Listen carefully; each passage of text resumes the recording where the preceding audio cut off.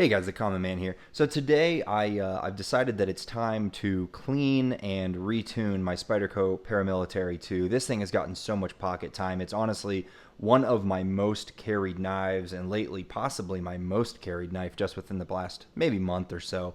This thing is just, it's always in my pocket all the time, and I really don't think I've ever taken it apart since I purchased this particular one. And what this is the DLT exclusive purple G10 with the crew wear blade. I believe it's crew wear. Yeah, and I am just absolutely loving it. Crew wear is incredible. I'm really enjoying the steel. It's certainly time for probably a sharpening and definitely some much needed TLC. So let's go ahead and do that today.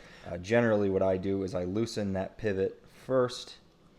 And let's see, is that a T10? I don't remember. It's been so long. Yeah, okay, so it's a T10, and it should be the same on the Spyderco Para 3. I've definitely taken apart a Spyderco Paramilitary 2 because I had one previously that I swapped the scales on. I definitely don't have a video of it, but it's pretty much the same exact process as on a Para 3. And we're actually going to see if we can do this with just one tool. Sometimes you can manage to do that, and that Loctite is no joke. I hope, oh boy, I'm really hoping that we don't have a locked up screw here. Let's go ahead and try it on the other side. That is, no, okay, so this side's actually somewhat loose. That had no breakaway or anything, so that means that it probably needed some fresh Loctite to begin with. But this side is just very locked up, so we're going to go ahead and try to torque. There we go. Just give it a good amount of steady torque and it'll eventually break free. I have heard of some people with these Spydercos with locked up pivot screws, and I'm glad that's not the case here. If that is the case, I think you can take a like a blow dryer to it, try to heat it up a bit. Be careful if you're using like a hot iron gun. You could potentially damage these scales, so definitely be aware of that. As far as I can remember, again, I'm working off of memory right now. As far as I can remember, these are T6s. And yes, that's perfect. And I have had issues with these pocket clip screws stripping in the past. You do got to be careful. Sometimes these screws, usually it's the screw that strips and not the liner, but it can be the other way around. But I've had issues with these screws stripping. They're not always using the hardest hardware. So just be aware of it. Don't over tighten. And if you're having a hard time loosening it, just, remember that steady pressure and just little bits at a time. Sometimes rocking back and forth a little bit will help to break it free as well.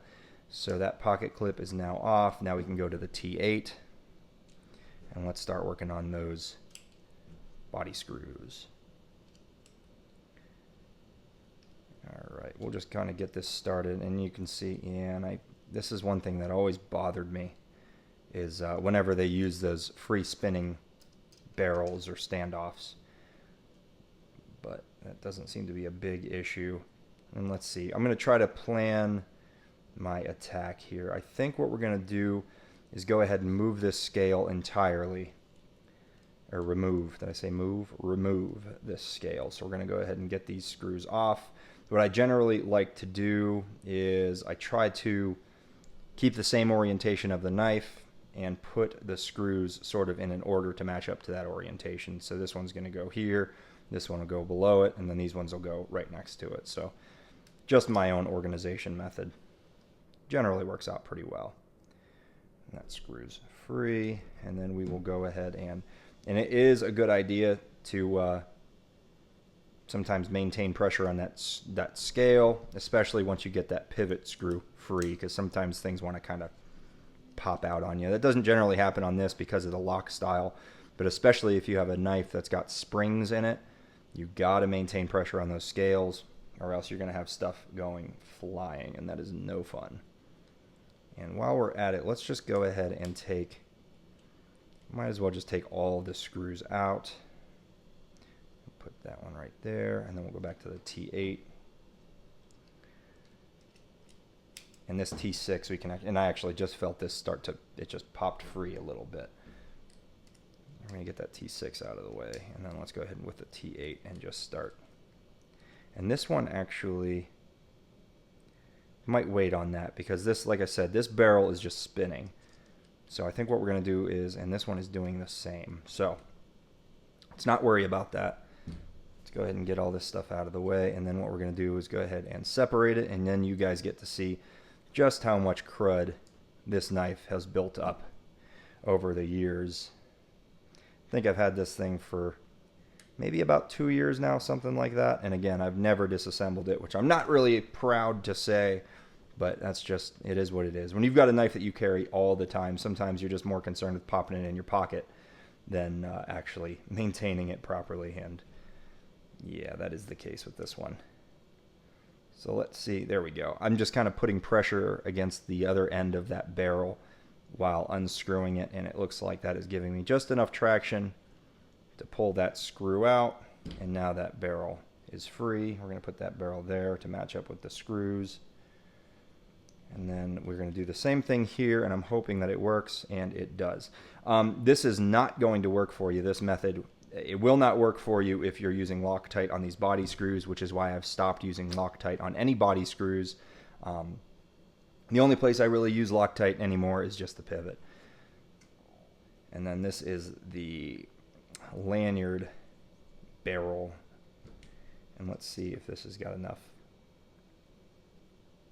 And you can see that this is now starting to wiggle free. We're going to go ahead and use the driver to kind of give it a nice little persuasion there. Keep rocking it just a little bit. Now, if this does not want to come free and it just ends up being too much work, I'm not going to fuss with it, but there we go. Perfect. So that is the lanyard barrel out.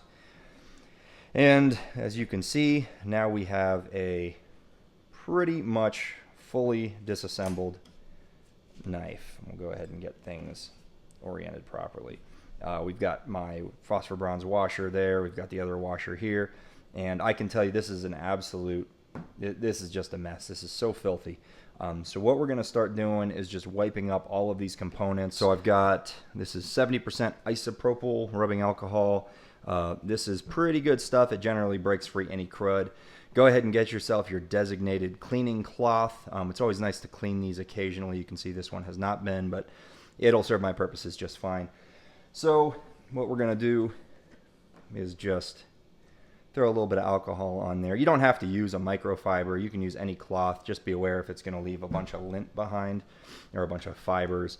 That's why I do like using these microfiber cloths, is that they really don't leave anything behind. They give you a good, clean surface to work with. So just kind of wipe everything up here.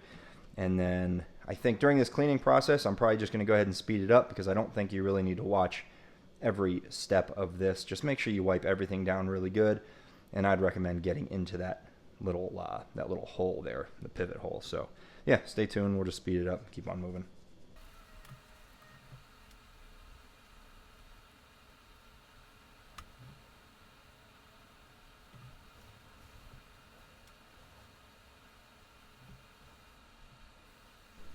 Okay, so the next thing that I'm going to do is something that I don't do at every disassembly, but I just do it occasionally, especially if I know I haven't done it before. So on this particular knife, the action is pretty good, but I think there's potential for it to be a little bit better. And the way that you can achieve that with phosphor bronze washers is if you take a very flat stropping surface, like this. I actually have it's a wood-backed stropping leather, and I've got some stropping compound on there. And what I do is I just lay the phosphor bronze washer right on the surface, just put my finger right over top of it, and just rub it around a few times. You don't have to do this particularly long. What you're really looking for is, and we'll flip it over and see what we see. So once you start to see that it is actually starting to polish up there, then you've pretty much done enough. And I'll kind of show you the two sides compared to each other to see what I'm talking about. So you can see this side, there's a lot of funny wear patterns. You don't really see a nice consistent shine on there. And then this side, you can see there is a pretty consistent shine. That's about the point you want to get to. And then what I do is once I'm done with that, go ahead and take it over to your cloth with the rubbing alcohol and just give it a good clean. And what I do recommend doing is doing both sides of these washers. just getting them completely polished up. And what that's going to do is give you pretty much the smoothest surface you can get on those mating surfaces for the pivot. So it's given me really great results. I haven't had any negative results doing this, so I'm just going to continue doing it because I think it is pretty effective.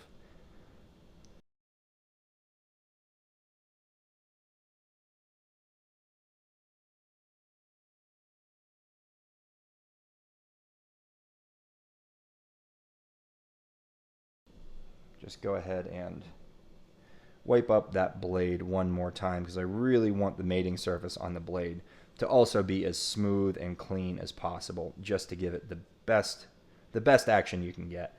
And I'm also going to take this. I've done this already, but we're going to do it again and just run the corner of that cloth right into the pivot hole there on the blade. Perfect. So that's that. Let's get this out of the way. And now I think I am pretty much ready for the reassembly process. So this is going to be the most tricky process. Taking it apart, not particularly hard. Pretty much anyone can do that quite easily. And did I clean this up? I did, but I want to get a little bit better on that locking surface there. This is the edge that meets the locking surface on the blade itself. So you do want to make sure that's very clean. I've got a little bit of gunk left. Not bad. Okay, awesome. So we'll go ahead and pop this back in there. And then you can see, you know, there's really, you could mess up these scales putting them in the wrong side, but this cutout kind of makes it pretty clear that you want the locking side to go into there. And that is another reason why leaving everything oriented the proper direction and everything on your table definitely helps in the reassembly process. I think what we are going to do is go ahead and reassemble it on this side so that we can actually get everything locked up and in position the way it's supposed to be. And then another thing to note is that this pivot barrel does have a D shape cut into, is it just one side? It looks like just one side. So make sure you have that D inserted into the proper side. So you can see this side here. Does that have, it's hard to see on the camera. Yeah, so this side looks like it is the D-shape hole. This side is not. So we got to make sure that, well, you know, and that being the case, it might be beneficial to actually start on this side. So let's see what that does for us. We'll go ahead and insert this. This might actually complicate things because I'd love to have it all put together here. But you know what? Let's just do it. And does this need, yes, of course, that this washer needs to be put in place first. And since we're going to do that, we are going to go ahead and start applying lubrication just a little bit there. You do not need a whole lot. If you do too much, it can actually hurt things in a way that it captures all of the dust and debris, and it actually locks it into, it'll actually it'll cause it all to accumulate in the action. And you can see that's a ton. I put probably more than I need, but just keep in mind, you know, just don't overdo it. Or do your best not to overdo it, I should say. And is this going to be the best way? Yeah, I think this is going to work just fine. There we go. We'll go ahead and put a drop there. Once again, too much. Well, put that washer on there. And then it would be smart to start inserting these body pins. And there are actually two different lengths. The longer one's going to go up here because it inserts into the scales. The shorter one's going to go back here. I think I'm going to hold off on the shorter one for right now. Let's go ahead and put the lanyard tube in because that is going to help to locate everything. And I might be complicating things here, but let's just see. I'm going to go ahead and put that down. Probably complicating things, but we're going to press that lanyard tube on there, which might be kind of tough. There we go. So that is in place. And I think I'm going to go ahead and actually throw just while holding everything in place, I'm going to go ahead and throw one of these screws in to hold this this lock bar here. I had the right bit in all along. I was trying to use a T6 there. We need a T8. Okay.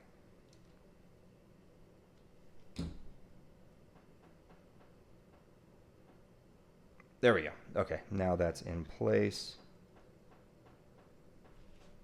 And then I think I'm actually going to,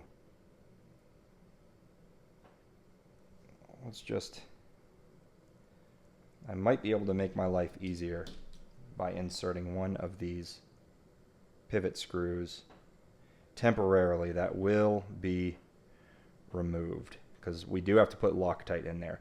But I think I'm going to do that so that I can just kind of more safely hold that all together while putting this. Nice. I'm going to go ahead and put this standoff in as well. Set that there. I don't know why. I feel like I'm making this more complicated than I remember. What size is that? It's a T10. We need a T8. We're going to use one of the shorter body screws, which goes in the back. Okay.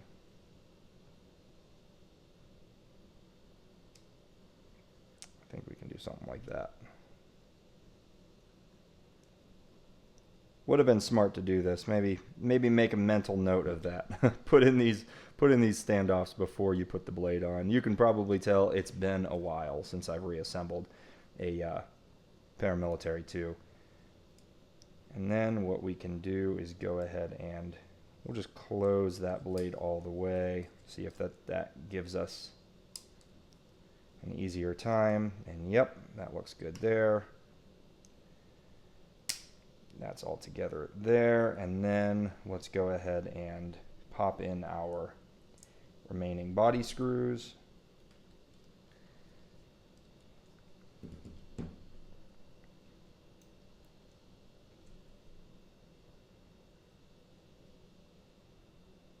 Yep. There we go. I just had to give it a little bit of pressure there for it to finally bite, and it bit. And we're going to go ahead and crank these down just snug. We're not going to crank them all the way. Just get them until you start to feel that good, snug pressure on there. Beautiful. And then what we are going to do is take our T10 bit, take our pivot screw, and it is good to try to clean out some of that Loctite. We are going to take some fresh Loctite here and just give it a little dab. That nice little Nick Shabazz dab. And then here we are going to tighten it down again, snug, not all the way. We're going to go ahead and take this pivot screw out so that we can apply Loctite to it. And it, as I suspected, looks like it has nearly no Loctite on it. Go ahead and put our little dab on there, probably too much. And then we are going to crank that down a bit too. Go ahead and check out your blade centering. How does it look? Mine is decent, but not quite there. So this is when the tuning kicks in, and this can be the frustrating part. So go ahead and back all of the body screws off until it's, you know, relatively loose. Sometimes you have to pinch these scales together to get that barrel to stop spinning, and that is working quite well there. Working quite well there. Awesome. Go ahead and open up your blade, maybe open it and close it a couple of times. Get everything kind of shifted around. Give it a couple of wiggles. It's probably pretty loose at this point. Now what we are going to do is go ahead and just crank it down relatively tight, crank it down relatively tight, back to the other side, and back to the other side. Maybe do it a couple of times until they're both nice and snug. Check that blade centering again, is not quite right. So let's see, what can we do? You do want to keep these body screws relatively loose while you're doing this. Some wiggles. So we definitely, I'm not centered here. It's not far off, but it's not centered. So let's see what we're gonna do here. We're gonna do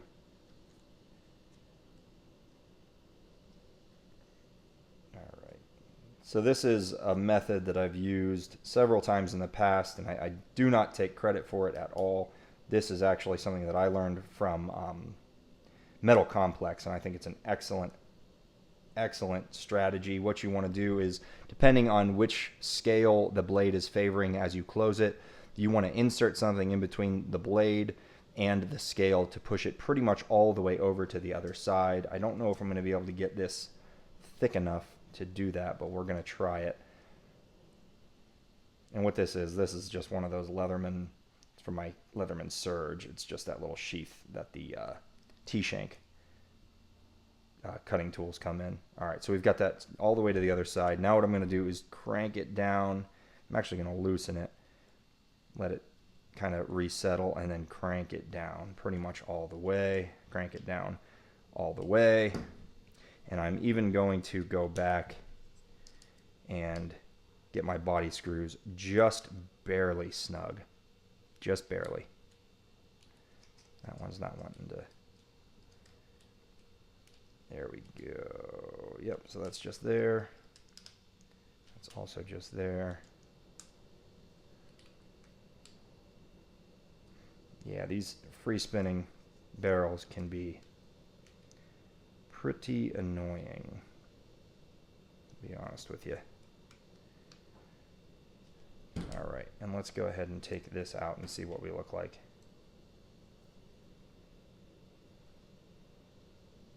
That is pretty darn centered there. Yeah, I mean that looks, to me, that looks pretty much spot on. Go ahead and get those body screws as tight as I can get them without, you know, stripping them. You don't want to really crank them down. Yeah, that's pretty good and centered. All right, now what we're going to do is, we've got the Loctite on those pivot screws.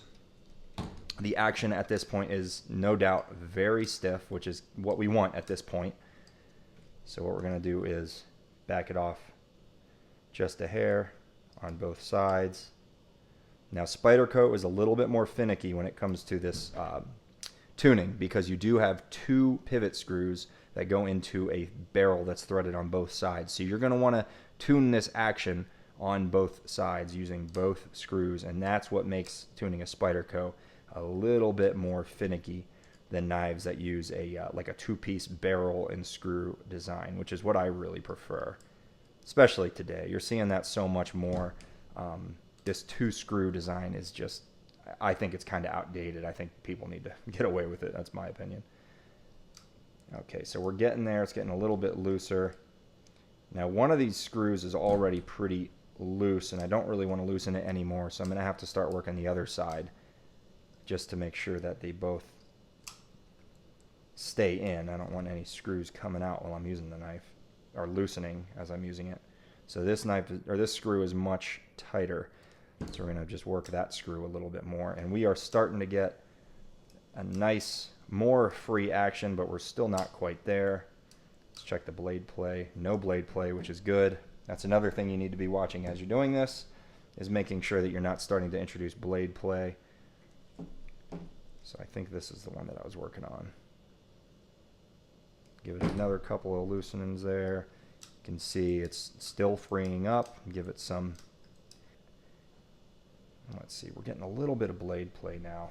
So what I'm going to do, and this is when it starts to get frustrating, is when you've got a tight action and you've still got blade play. That can be very difficult to deal with.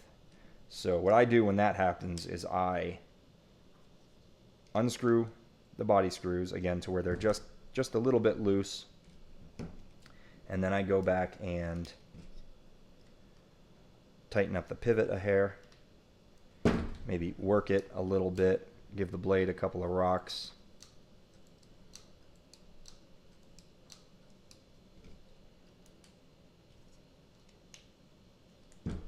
And what I'm hoping that this is doing is actually taking those two scales and sort of aligning them where they need to go. And when you loosen those two body screws, that is going to allow for that tiny little bit of shifting that needs to happen. You can see this is quite stiff.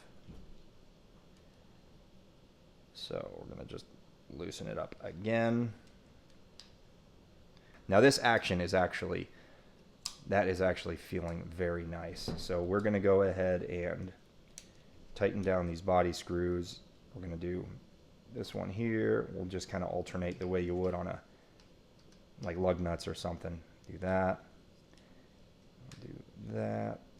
And we've got the barrel that's just wanting to spin, which is very frustrating. So we're just going to give it a good, there we go. Just kind of tighten it down a bit. Give it a good squeeze. That's good and snug. Try this one more time. Good, that's nice and snug. Should hopefully hold it in place to tighten this one, and it is. How's that blade centering? That is perfect blade centering. Very nice action. Tiny, tiny little bit of blade play.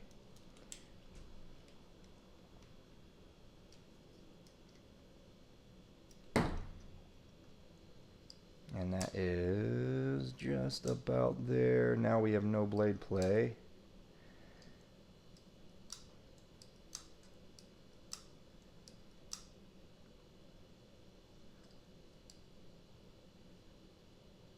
Good blade centering.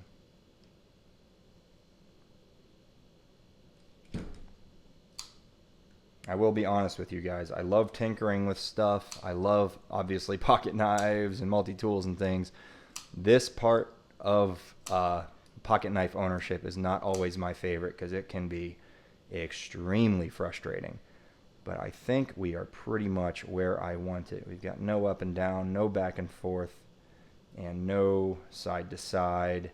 And we have a pretty good action. That is dropping pretty much the way that I want it.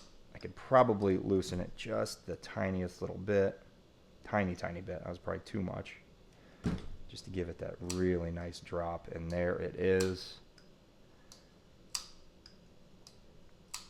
Just a little bit of tightness left at the end there. So let's try this side just a hair.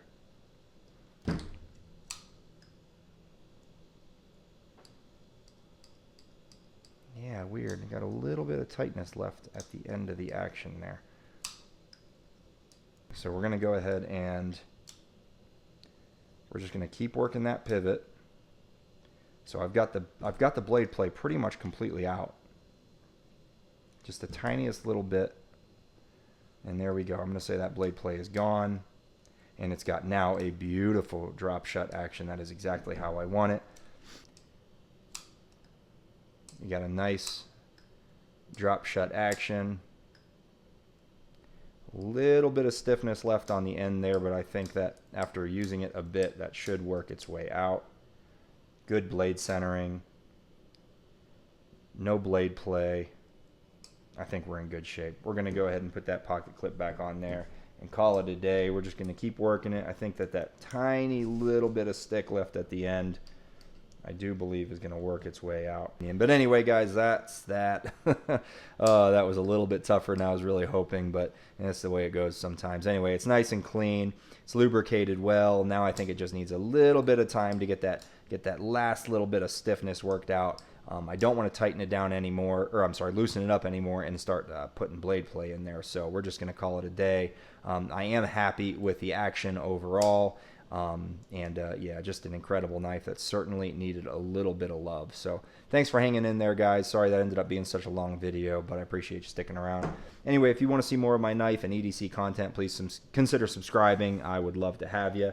And if you like the video, definitely leave a like and leave a comment if you have anything you'd like to add, or if you have any suggestions on future disassemblies and cleanings. I appreciate it. All right, take care. Bye.